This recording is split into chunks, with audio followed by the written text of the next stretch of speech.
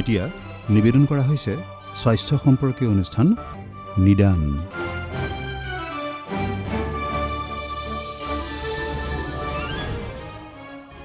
আজিৰ নিদান অনুষ্ঠানত আগবঢ়োৱা হৈছে বধিৰতা আৰু ইয়াৰ চিকিৎসা।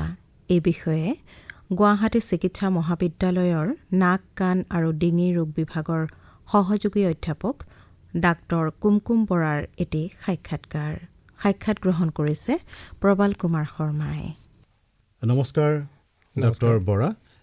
আজি আমি বধিৰতা বা শ্ৰৱণ শক্তি যিসকলৰ নাই বা যিসকলে শ্ৰৱণ শক্তি হেৰুৱায় তেওঁলোকৰ এই সমস্যাটো কিয় হয় আৰু ইয়াৰ চিকিৎসা কি, এই বিষয়ে আমি কথা পাতিম।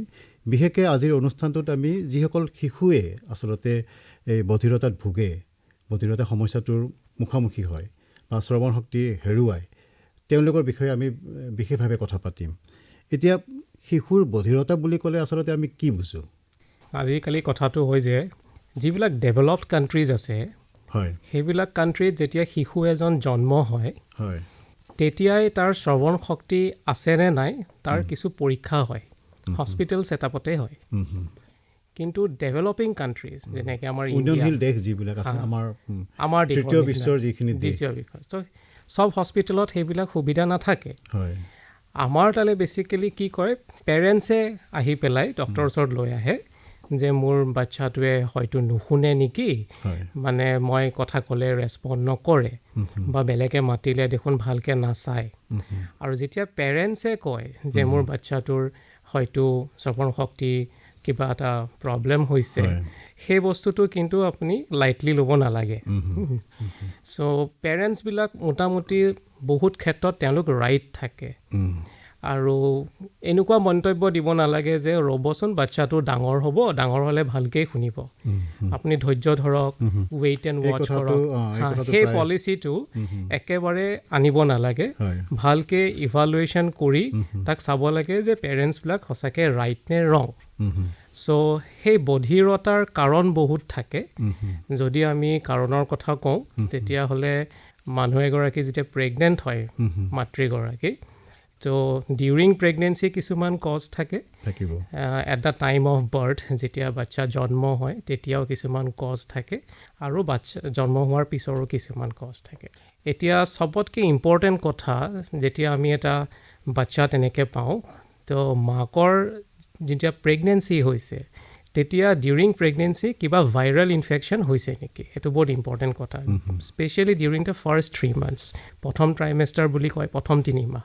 তাত ধৰক আপোনাৰ কিবা ৰুবেলা নিচিনা বস্তু বা মিজলছ বা বেলেগ অন্য জাতীয় ভাইৰেল ইনফেকশ্যন হৈছে নেকি, সেইটো চাব লাগে। সেইটোৰ পৰা কেতিয়াবা বাচ্চাবিলাকৰ শ্ৰৱণ শক্তিত কিবা এটা প্ৰভাৱ পৰে।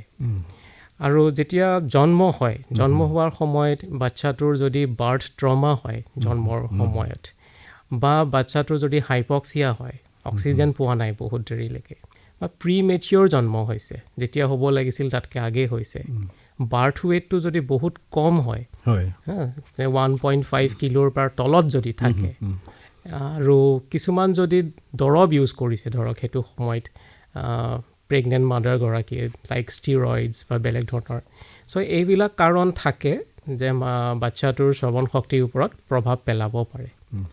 আৰু জন্ম হোৱাৰ পিছৰ কাৰণ, এতিয়া বাচ্চাটোৰ যদি কিবা ইনফেকশ্যন হয় মগজত, যিটো আমি মেনিনজাইটিছ বুলি কওঁ, তেনেকুৱা হ'ল, বা আপোনাৰ মাম্পছ ভাইৰাছৰ পৰা তাৰ ইনফেকশ্যন হ'ল, বা মিজলছ ভাইৰাছৰ পৰা ইনফেকশ্যন হ'ল, তেনেকুৱা ধৰণৰ ইনফেকশ্যনতো কেতিয়াবা হ'ব পাৰে। আৰু যদি কাণত কিছুমান দৰৱ আছে, আমি অট'টক্সিক ড্ৰাগ বুলি কওঁ, সেইবিলাক দৰৱে সাধাৰণতে কাণৰ ভিতৰ অংশ যিটোৰ পৰা শুনা পায় সেইটো অংশত যদি ধ্বংস কৰে তেতিয়াহ'লে হ'ব পাৰে। চ' এইখিনিয়ে বেলেগ বেলেগ কাৰণ, কিন্তু কাৰণ যিয়েই নহওক, যেতিয়া পেৰেণ্টছে কয় যে মোৰ বাচ্চাটোৱে ভালকৈ হয়তো শুনা নাই, সেই বাচ্চাটোক প্ৰপাৰ ইভালুৱেশ্যন কৰিব লাগে, পেৰেণ্টছৰ পৰা প্ৰপাৰ এটা হিষ্ট্ৰী ল'ব লাগে, আপুনি কিয় ভাবিছে, কিয় শুনা নাই, কি কথা, কেনেকুৱা অৱস্থাত নুশুনে বুলি ভাবিছে, সেইবিলাক। এতিয়া কথাটো হ'ল কি, যিসকল অভিভাৱকে ভাবে যে মোৰ সৰু ল'ৰা বা ছোৱালীজনীয়ে ভালদৰে শুনা নাই, এই কথাটো তেওঁলোকে কেনেকৈ গম পাব? মানে কিমান সোনকালে গম পোৱাৰ সুবিধা এটা আছে? একচুৱেলি চাওক, আজিকালি জন্ম হোৱাৰ পিছতে আমি অটো একাউষ্টিক এমিশ্যন বুলি এটা পৰীক্ষা কৰোঁ, গুৱাহাটী চিকিৎসা মহাবিদ্যালয়ত আমি কৰা হয় সেইটো আমাৰ পেডিয়াট্ৰিক্স ডিপাৰ্টমেণ্টত কৰে আৰু বেলেগ বেলেগ উন্নত যিবিলাক নাৰ্ছিং হোম আছে সেইবিলাকতো কৰে কিন্তু কিছুমান এছেছমেণ্ট ঘৰতো কৰিব পাৰি যদি এই সুবিধা নাই এছেছমেণ্ট ঘৰতো কৰিব পাৰি যেনেকৈ জন্ম হোৱাৰ প্ৰথম 2 মাহত মৰ'জ ৰিফ্লেক্স বুলি কথা এটা আছে বাচ্চাবিলাকৰ এতিয়া বাচ্চা এটা যেতিয়া শুই থাকে তাৰ ওচৰত যদি ডাঙৰ আৱাজ এটা আপুনি বজাই দিয়ে সি শ্বক খাই উঠিব প্ৰথম 2 মাহত যদি শ্বক খাইছে তাৰমানে সি চাউণ্ডটো শুনিছে ছেকেণ্ডলি আৰু এটা বস্তু যেতিয়া আপোনাৰ বাচ্চাটো ছাপ'জ শুৱা নাই জাগি আছে তাৰ ওচৰতো ডাঙৰ আৱাজ এটা ঘপককৈ দি দিয়ে বাচ্চাটোৱে ঘপককৈ চকুটো বন্ধ কৰি দিয়ে সেইবিলাক ৰেছপন্স মাক বাপেকে ঘৰতে চাব পাৰে যদি কৰিছে তেতিয়াহ'লে সি আৱাজটো শুনিছে প্ৰথম 2 মাহত সেইখিনি কৰিব পাৰি আপুনি দুটা কথা ক'লে দুটা উদাহৰণ দিলে আৰু কিবা আছে নেকি ইংগিত আছে নেকি প্ৰথম 2 মাহত এইখিনি চালে আপুনি প্ৰথম 2 মাহতো বৰ বেছি এটা এছেছমেণ্ট কৰিব নোৱাৰিব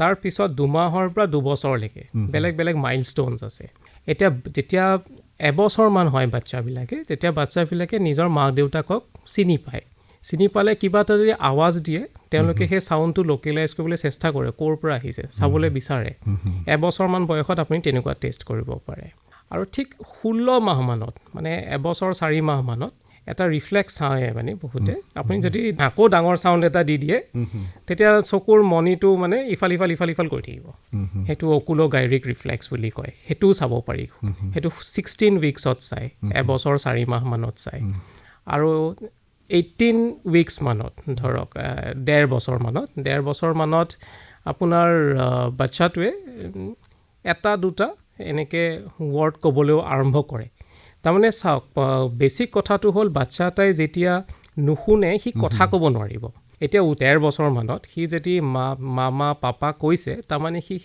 আৱাজখিনি শুনি পেলাই সি একচুৱেলি আৱাজবিলাক চাৰাউণ্ডিঙৰ আৱাজবিলাক সি শুনে পিক আপ কৰি পেলাই সেইখিনি এনালাইজ কৰি পেলাই তাৰপিছত কথালৈ পৰিণত হয় চ' সেই যদি সি কৈছে তাৰমানে সি শুনিছে লাইফত শুনিছে কাৰণে সি ৱৰ্ডছ বা চেণ্টেন্স বা কিবা এটা সি প্ৰডিউচ কৰিছে তেনেকৈ গম পোৱা যায় যে বাচ্চাটোৱে ঠিকে থাকে শুনি আছে আৰু 2 বছৰত একচুৱেলি আপুনি ক্লেপ টেষ্ট বুলি কয় যিফালে আপুনি হাত চাপৰি মাৰি দিয়ে বাচ্চাটোৱে সেইফালে চকুৰে চাব এইখিনি বস্তু যদি ভালদৰে কৰা নাই বাচ্চাটোৱে তেতিয়াহ'লে কিন্তু 2 বছৰলৈকে তেতিয়াহ'লে কিন্তু মা বাপেকে চিকিৎসকৰ ওচৰত লৈ আহি পেলাই এবাৰ ইভালুৱেশ্যন এটা কৰাটো উচিত বুলি মই ভাবোঁ মই কোৱা নাই যে বাচ্চাটোৱে মানে নুশুনিব কেতিয়াবা কি হয় পেৰেণ্টছে অকণমান এইখিনি বস্তু এলিচিট কৰোঁতে হয়তো তেওঁলোক ইমান কাৰেক্ট নহ'ব পাৰে হয়তো বাচ্চাটোৱে শুনে কিন্তু পেৰেণ্টছে ভাবিছে নুশুনে চ' সেইকাৰণে চিকিৎসকৰ ওচৰত লৈ আহিলে আমাৰ নিজৰ কিছুমান টেষ্ট থাকে সেইখিনি টেষ্ট আমি কৰি পেলাই এতিয়া ধৰক 2 মাহতে এজন অভিভাৱকে ধৰিব পাৰিলে যে তেওঁৰ সন্তানটোৱে ভালদৰে শুনা নাই আৰু 2 মাহৰ ভিতৰতে আপোনালোকৰ ওচৰলৈকে আহিল চিকিৎসকৰ ওচৰলৈকে আহিল সেই যে কম সময়তে তেওঁ আহিলে নিশ্চয় চিকিৎসাৰ ক্ষেত্ৰত সহায়ক হয় ডেফিনেটলি তাৰমানে চাওক যিমান সোনকালে আমি এটা বাচ্চাক চাউণ্ড শুনাব পাৰোঁ সিমান সোনকালে সি স্পীচ ডেভেলপ কৰিব সেইটো বেছিক যোন ল'ৰা ছোৱালীয়ে চাউণ্ড শুনা নাপায় স্পীচ ডেভেলপ নকৰে আৰ্লিয়াৰ দ্য বেটাৰ অলৱেজ চ' 2 মাহৰ ভিতৰতে যদি তেওঁলোকে আমাৰ ওচৰলৈ লৈ আহিছে আমাৰ এটা টেষ্ট থাকে যিটো আমি অটো একাউষ্টিক এমিশ্যন বুলি কওঁ সেইটো আমি কৰিব পাৰোঁ আমাৰ মেডিকেল ছেটআপত সেইটোৱে মানে কৈ দিয়ে যে আপোনাৰ কাণৰ ভিতৰ অংশ যিটো আমাৰ হিয়াৰিং অৰ্গেন আমি অৰ্গেন অফ কৰ্টি বুলি কওঁ তাত কিছুমান চেলছ থাকে সেইবিলাকে ফাংচন কৰিছে নে নাই সেই টেষ্টটোৱে কৈ দিয়ে যদি চেলছবিলাকে ফাংচন কৰিছে তেতিয়াহ'লে বাচ্চাটোৱে শুনা পাইছে চ' সেই এছেছমেণ্টটো হৈ যায় মই যে ক'লোঁ যে আপোনাৰ ডেভেলপ কাণ্ট্ৰিত সেইটো এছেছমেণ্ট জন্মৰ লগে লগে কৰা হয় আজিকালি ইয়াত আমাৰ বহুত পিছত আনে যিখিনি হৈছে ইনষ্টিটিউচনেল জন্ম সেইখিনিত আমিতো কৰোঁৱেই যাৰ ঘৰত কাৰোবাৰ জন্ম হৈছে গাঁৱৰ ভূঞে জন্ম হৈছে সেইখিনি কৰিব পৰা নাযায় তো সেইখিনি পেৰেণ্টছে যদি এনেকুৱা কিবা প্ৰব্লেম হয় আমাৰ ওচৰত আনিলে আমি সেই টেষ্টটো কৰোঁ আমি গম পাওঁ যে তেওঁৰ শ্ৰৱণ শক্তি আছেনে নাই যদি নাই তেতিয়াহ'লেও তাৰ ব্যৱস্থা কৰিব পাৰি তাৰ চিকিৎসা কৰিব পাৰি এতিয়া যিসকল শিশু আমাৰ গুৱাহাটী চিকিৎসা মহাবিদ্যালয়লৈকে আহে তেওঁলোকক আপোনালোকে চিকিৎসা প্ৰদান কৰে নহয় জানো সকলো ধৰণৰ চিকিৎসা প্ৰদান কৰাৰ ব্যৱস্থা এতিয়া হৈছেনে বাৰু যিটো কথা ক'লে যে উন্নত দেশত এটা বেলেগ পৰ্যায়লৈকে গৈছে আজিকালি hearing is the only special sense যিটো আমি 100% ঘূৰাই দিব পাৰোঁ তাৰ ব্যৱস্থা আছে আমি কি কৰিব পাৰোঁ কি কৰিম তালৈকে আমি আহিম কিন্তু সিমানেই কওঁ যে বাচ্চা এটাই নুশুনা হ'লে আমি তাৰ হিয়াৰিংটো 100% ঘূৰাই দিব পাৰোঁ প্ৰভাইডেড আমি তাক সোনকালে আইডেণ্টিফাই কৰোঁ আৰু বেচিকেলি 5 বছৰৰ আগতে যদি আইডেণ্টিফিকেশ্যন হয় তেতিয়াহ'লে ঘূৰাই অনাৰ চান্সেছ অলমষ্ট 100%। এতিয়া যিটো কথা আপুনি আৰম্ভণিতে ক'লে যে নৱজাতকৰ বধিৰতা হোৱাৰ বিভিন্ন কাৰণ থাকে, বিশেষকৈ যি তেওঁৰ মাতৃয়ে যেতিয়া গৰ্ভাৱস্থাত থাকে সেই সময়ত কিছু যদি সাৱধানতা অৱলম্বন কৰে তেতিয়াহ'লে এই বধিৰতাটো অহাত বাধা দিব পাৰে। কি ধৰণৰ সাৱধানতা সাৱধানতা এতিয়া ধৰকচোন ভাইৰেল ইনফেকশ্যনৰ কথা ক'লোঁ ন প্ৰেগনেঞ্চিত, তেনেকুৱা ধৰণৰ বিলাকৰ পৰা আপুনি বাচি থাকিব লাগিল। আপুনি এনভাইৰমেণ্টেল এক্সপ'জাৰটো খুব কম হ'ব লাগিল, চৰ্দি তৰ্দি লাগিব নালাগে ঘপকে, সেইখিনি প্ৰিকশ্যনছ ল'ব লাগে। পাৰিলে যিখিনি ইমিউনাইজেশ্যন বেজি চেজি ল'ব লাগে মাতৃয়ে যিখিনি এডভাইচ কৰে আমাৰ গাইনী বা অবষ্টেটিক্স ডিপাৰ্টমেণ্টে সেইখিনি ল'ব লাগে। তাৰপিছতো ধৰক আৰ্লি প্ৰেগনেঞ্চি হ'ব নালাগে। বয়সৰ আগতে যদি প্ৰেগনেঞ্চি হয় সেইখিনি বাচ্চা প্ৰি মেচিয়ৰ হয়, তেওঁলোকৰ প্ৰব্লেম হোৱাৰ চান্স থাকে। আৰু এটা আছে আমাৰ ছ'চাইটিত কেতিয়াবা হয় কনচেনগুৱাছ মেৰিজ বুলি কয়, মানে ফেমিলিৰ ভিতৰতে বিয়া পতা। চ' ফেমিলিৰ ভিতৰত যদি বিয়া পাতে তেতিয়াহ'লে জিনেটিক কিছুমান প্ৰব্লেম আহে আৰু সেইখিনি বাচ্চাৰ কিন্তু ডেফিনেটলি জিনেটিক কজেছ থাকে, মানে হেৰি হোৱাৰ শ্ৰৱণ শক্তি প্ৰভাৱ পৰাৰ। So' within the family marriage actually কৰিব নালাগে। চ' তাৰো কিছুমান নিয়ম আছে। আৰু প্ৰপাৰ যিখিনি খাদ্যসমূহ দিয়ে মাতৃগৰাকীক সেইখিনি খাব লাগে, নিউট্ৰিশ্যনেল ডেফিচিয়েঞ্চি হ'ব নালাগে, তাৰো প্ৰভাৱ পৰে। চ' বেচিকেলি বেমাৰ হোৱা নিউট্ৰিশ্যনেল ডেফিচিয়েঞ্চি যিখিনি আমাৰ ডক্টৰে তেওঁলোকক ইমিউনাইজেশ্যন শ্বেডিউলৰ মতে যিখিনি বেজি দিয়ে সেইখিনি লোৱা। কিবা যদি হৈছেও বেমাৰ লগে লগে নিজৰ ডক্টৰ কনচাল্ট কৰা, তাৰ লগে লগে প্ৰতিৰোধ কৰা আৰু প্ৰপাৰ ৱেইট মেইনটেইন কৰা আৰু সময়মতে একচুৱেলি মানে প্ৰেগনেঞ্চি হোৱা, আৰ্লি হ'ব নালাগে, বয়সৰ আগতো হ'ব নালাগে আৰু খুব লেট প্ৰেগনেঞ্চি হ'লেও দিগদাৰ। চ' এইখিনি সাৱধানতা ল'লে মই ভাবোঁ যে এই গোটেই যিটো প্ৰব্লেম শ্ৰৱণ প্ৰব্লেম বাচ্চাবিলাকৰ যিটো জিনেটিক প্ৰব্লেম হয় ডেফনেছৰ কমিব এইখিনি। এতিয়া এজন নৱজাতকে তেওঁ হয়তো আৰম্ভণিতে যি লক্ষণৰ কথা আমি কৈছিলোঁ যে খুব ডাঙৰ শব্দ হ'লে তেওঁ ৰিয়েক্ট কৰিব, তেওঁ চাব সিফালে কি হৈছে, কিন্তু লাহে লাহে যদি তেওঁ সেই কথালৈকে কাণ নিদিয়া হয় সেনেকুৱা হ'ব পাৰে নেকি যে লাহে লাহে বধিৰতা তেওঁ আহিল? তেওঁ সেইটোৱে তাৰমানে যে আমি যেতিয়া ডেফ আৰম্ভণিতে হয়তো তেওঁ শুনিছিলে কিছু কথা। চ' সেই ডেফ্ট মিউটিজম বস্তুটো এনেকুৱা যে তেওঁ কথা ক'ব নোৱাৰে দুটাৰ কাৰণে। এটাটো তেওঁ জন্মগত তেওঁ নুশুনে, বধিৰতা আছে, আৰু এটা ধৰক আৰ্লি চাইল্ডহুডত কিবা বেমাৰ হ'ল, তাৰ পৰা তেওঁ বধিৰতা হ'ল, তাৰপিছত নুশুনা হ'ল, কথা ক'ব পৰা নাই, হ'ব পাৰে তেনেকুৱা। এতিয়া আপুনি যিটো কৈছে হয়তো সি জন্মগত শুনিছিলে, কিন্তু ধৰক সি 6 মাহ 7 মাহৰ পিছত তাৰ কিবা এটা বেমাৰ হৈছে বা বেলেগ কিবা অসুবিধা হৈছে, তাৰ পৰা সি লাহে লাহে শ্ৰৱণ শক্তিটো কমিছে। চ' সেই বেমাৰ কি হ'ব পাৰে? মই কৈছিলোঁ মামছ ভাইৰাছ হ'লে যদি হয়, চ' সেইখিনি বস্তুৰ পৰা তাৰমানে যদি তেনেকুৱা ধৰণৰ কিবা ডিজিজ, আৰু বেচিকেলি মেনিনজাইটিছটো যদি মেনিনজাইটিছ হৈছে মগজুৰ ভিতৰত যদি তেনেকুৱা বেমাৰ হৈছে, তেতিয়াহ'লে তাৰপিছত কিন্তু শ্ৰৱণ শক্তিটো টেষ্ট কৰিবই লাগে। কাৰণ আপুনি সেইটো জনা কথা যে এইখিনি বেমাৰ হ'লে হয়তো তাৰ শ্ৰৱণ শক্তিত প্ৰভাৱ পৰিব। এই কথাটো অভিভাৱকে জানিব লাগিব, যে অভিভাৱকক জানিব লাগিব। আমি সেইকাৰণে এটা বিশ্ব শ্ৰৱণ দিৱস থাকে 3 মাৰ্চত। প্ৰতি বছৰে আমি এটা থিম দিওঁ, সেইকাৰণে আমি মাছবিলাকক এডুকেট কৰোঁ কি কি জানা উচিত, কি কি কৰিব লাগে, বাচ্চাবিলাকৰ কেনেকৈ টেষ্ট কৰিব, মাকৰ কেনেকৈ টেষ্ট কৰিব, কি কি প্ৰিকশ্যনছ ল'ব লাগে, সেইখিনি আমি সাধাৰণতে মাছ এডুকেশ্যন প্ৰগ্ৰাম এটা সদায় থাকে 3 মাৰ্চত ৱৰ্ল্ড হিয়াৰিং ডেত। আমাৰ মেডিকেল কলেজত আমি সদায় OPDতে কৰোঁ, যিমান পেচেণ্ট আহে তেওঁলোকক কওঁ, বেলেগ বেলেগ হস্পিটেলত বেলেগ বেলেগ জেগাত চবেই কৰে সেইখিনি কথা। চ' অলপমানতো এডুকেশ্যন লাগিব জেনেৰেল পাব্লিকৰ সেইটো ক্ষেত্ৰত। আৰু যদি সেই পেৰেণ্টছে যদি ভাবে যে নাই মোৰ, তেওঁলোক যদি গম নাপায় আৰু ঘপককৈ যে তেওঁলোকে ভাবে মোৰ বাচ্চাটো শুনিয়াৰটো কমি গৈছে, বেচিকেলি চিকিৎসকৰ ওচৰতে আহিব লাগে।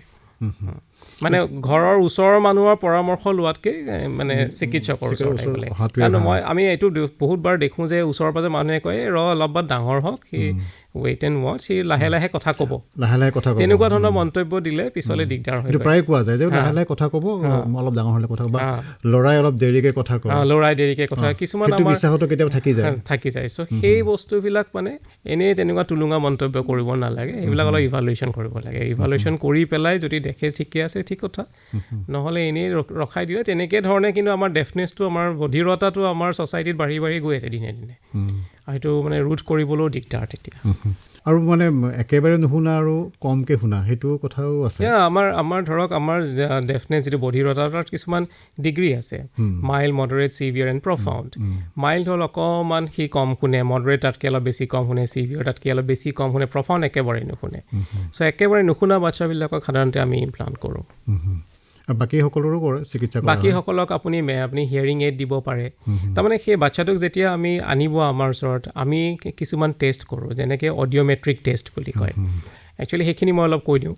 অডিঅ'মেট্ৰিক টেষ্ট আমি কেনেকৈ কৰোঁ। বাচ্ছা এতিয়া ঘৰত আপোনালোকে ৰিফ্লেক্সখিনি চালে, কিন্তু আহি পেলাই যেতিয়া আমাৰ ওচৰত আহি পেলাই ক'লে যে মোৰ বাচ্ছাটোৱে মোৰ নুশুনে নেকি, তাৰ শ্ৰৱণ শক্তি হয়তো কম, এটেনশ্যন দেখোন নকৰে, তেতিয়া আমি প্ৰথমে কাণখন ভালকৈ চাওঁ, ইভালুৱেশ্যন কৰোঁ। কেতিয়াবা সৰু বাচ্ছাবিলাকৰ কি হয়, কাণৰ পৰ্দাৰ ভিতৰত পানী জমা হয়, তেতিয়াও সি কমকৈ শুনে। তেতিয়া আমি সেই কিছুমান আমি টেষ্ট কৰোঁ, হিয়াৰিং টেষ্ট কৰোঁ, কৰি পেলাই গম পাওঁ যে সেইটো কাৰণে হৈছে। এতিয়া এই কাণৰ কথাটো বহুতে মানে কাণ খুচুৰে, সেই কথাটো কিমান মানে বিপদজনক হ'ব পাৰে? আমিতো সদায় কওঁ যে কাণ কেতিয়াও ধৰক পাৰ পাখি, ক্লিপ বা ছেফটি পিন বা ধাৰীৰ বা মেটচ ষ্টিক এইবিলাক দি খুচৰিব নালাগে। খুচৰিলে দুটা বস্তু হ'ব পাৰে। এটাটো আমাৰ যিখন বাহিৰৰ যিটো আমাৰ কেনেলটো থাকে পৰ্দাৰ বাহিৰত, কেনেলতো কেতিয়াবা ইঞ্জুৰি হয়, স্কিনখন ইঞ্জুৰি হৈ যায়, তাৰপৰা ব্লাড ওলায়, ইনফেকশ্যন হ'ব পাৰে, কাণখন বিষত ফুলিব পাৰে, বা পৰ্দাখনত গৈ পেলাই যদি পৰে পৰ্দাখনো ফুটা হ'ব পাৰে।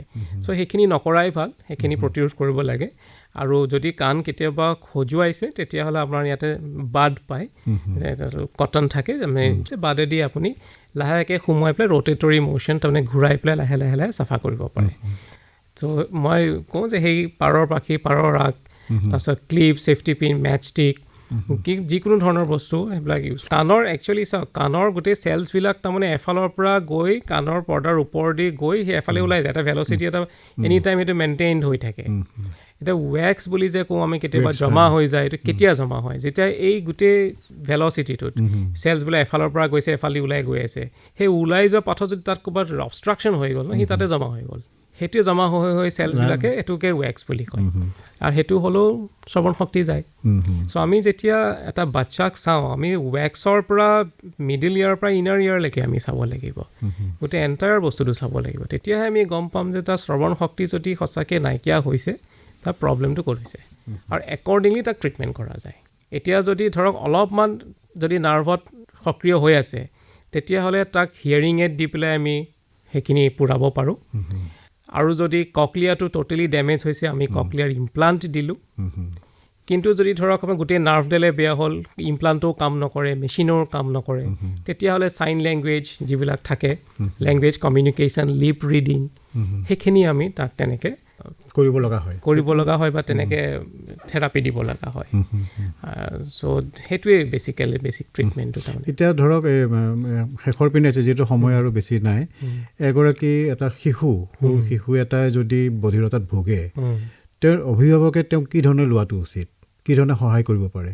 নহয়, মই আকৌ ক'লোঁ যে আজিকালি বধিৰতাটো 100% আমি ঘূৰাই দিব পাৰোঁ, আৰু পেৰেণ্টছে সেইখিনি ঘূৰাই আনিবলৈ চেষ্টা কৰিব লাগে। আৰু সেইকাৰণে পেৰেণ্টছে আৰ্লি ডিটেকশ্যন কৰিব লাগে। যিখিনি মই ইমান দিনে ক'লোঁ যে সেইখিনি চাব লাগে, চাই পেলাই যদি ভাবে যে তেওঁৰ বধিৰতাত কিবা অসুবিধা আছে, তেতিয়াহ'লে ডক্টৰৰ ওচৰত আনিব লাগে, আৰু আমি তাৰ প্ৰতিৰোধ দিম। আমি ক'লোঁ মেচিন দিব পাৰোঁ, দিলোঁ। চ' পেৰেণ্টছে সেইখিনি আমাৰ লগত কোঅপাৰেট কৰিব লাগিব। পেৰেণ্টছবিলাক পজিটিভ হ'ব লাগিব, প্ৰথম কথা, তেওঁলোক নিৰাশ হ'ব নালাগিব। আৰু ককলিয়াৰ ইমপ্লাণ্ট এটা লগাই দিলেই যে বাচ্ছাটোৱে একদম আগৰ নিচিনা কথা ক'ব, সেইটোও নহয়, কাৰণ সেইটো এটা ইলেক্ট্ৰিকেল ইনষ্ট্ৰুমেণ্টহে, কথা ক'ব কিন্তু একে নৰ্মেল মানুহৰ নিচিনা হয়তো নকয়। চ' সেইকাৰণে এক্সপেক্টেশ্যনছবিলাকো অলপ ৰিয়েলিষ্টিক এক্সপেক্টেশ্যন থাকিব লাগিব পেৰেণ্টছৰ, আৰু পেৰেণ্টছে পজিটিভ হ'ব লাগিব, আৰু ঘূৰাই অনাত তাৰ শ্ৰৱণ শক্তিটো যি কৰিব লাগে সেইখিনি মাধ্যমৰ মাজেদি যাবলৈ তেওঁলোক সাজু থাকিব লাগিব, পজিটিভলি থাকিব লাগিব, নিগেটিভ ভাবিব নালাগে, ঘূৰাই আনিব পাৰি, গোটেইখিনি বস্তু কৰিব পাৰি। চ' পেৰেণ্টছবিলাক আই থিংক চব সময়তে পজিটিভলি থাকিব লাগিব, আৰু যিখিনি কৰিব লাগে তেওঁলোকৰ পৰা চেষ্টা সেইখিনি কৰিব লাগিব, হতাশ হ'ব নালাগে। ইভেন ককলিয়াৰ ইমপ্লাণ্ট লগাই পেলাই নুশুনা বাচ্ছা আজি নৰ্মেল স্কুলত গৈ আছে। খুব ভাল লগা কথা। নৰ্মেল স্কুলত গৈ আছে। আমাৰ ইণ্ডিয়াত যিটো প্ৰথম ককলিয়াৰ ইমপ্লাণ্ট হৈছিল, সেইটো এতিয়া he is a medical student. So' সেইখিনি বস্তু চাব লাগে পেৰেণ্টছে যে কেনেকুৱা হৈ আছে ছাৰাউণ্ডিংছত যাৰ চিকিৎসা বিজ্ঞান যথেষ্ট আগবাঢ়ি গৈছে, গতিকে ভয় কৰাৰ কোনো কথা নাই, ভয় কৰাৰ কথা নাই, চিন্তাৰ কথা নাই, হতাশ হোৱাৰ কথা নাই, কিন্তু যিখিনি মাধ্যমৰ মাজেদি যাব লাগে ঘূৰাই আনিবৰ কাৰণে সেইখিনি। আৰু আপোনালোকৰ আমাৰ গুৱাহাটী চিকিৎসা মহাবিদ্যালয় আপোনালোকৰ বিভাগটো আছে, নাক কাণ আৰু ডিঙি বিভাগটো আছে, তাতে আহিব পাৰে। আমাৰতো সদায় OPD খোলাই থাকে, আমাৰ ৰাতিপুৱা 8টাৰ পৰা 3টালৈকে OPD খোলা থাকে, ইমাৰ্জেঞ্চি খোলা থাকে, ৱাৰ্ডতো থাকোঁ, যেতিয়াই অসুবিধা হয় আহিলেই হ'ল আৰু। ধন্যবাদ ডক্টৰ বৰা, আপুনি আজি আহি বিশেষকৈ শিশুৰ যিটো বধিৰতাৰ এটা সমস্যা, সেই সমস্যাৰ বিষয়ে যথেষ্টখিনি কথা ক'লে, আৰু লগতে কি কি চিকিৎসা এতিয়া উপলব্ধ হৈছে, আধুনিক চিকিৎসা পদ্ধতিৰ বিষয়ে আপুনি ক'লে। আপোনাক অশেষ ধন্যবাদ। থেংক ইউ, মোৰ ফালৰ পৰা ধন্যবাদ। বধিৰতা আৰু ইয়াৰ চিকিৎসা এই বিষয়ে গুৱাহাটী চিকিৎসা মহাবিদ্যালয়ৰ নাক কাণ আৰু ডিঙি ৰোগ বিভাগৰ সহযোগী অধ্যাপক ডাক্তৰ কুমকুম বৰাৰ সৈতে হোৱা সাক্ষাৎকাৰটি শুনিলে। সাক্ষাৎ গ্ৰহণ কৰিলে প্ৰবাল কুমাৰ শৰ্মাই। নিদান অনুষ্ঠানটিৰ আজিলৈ ইমানতে অন্ত পৰিল।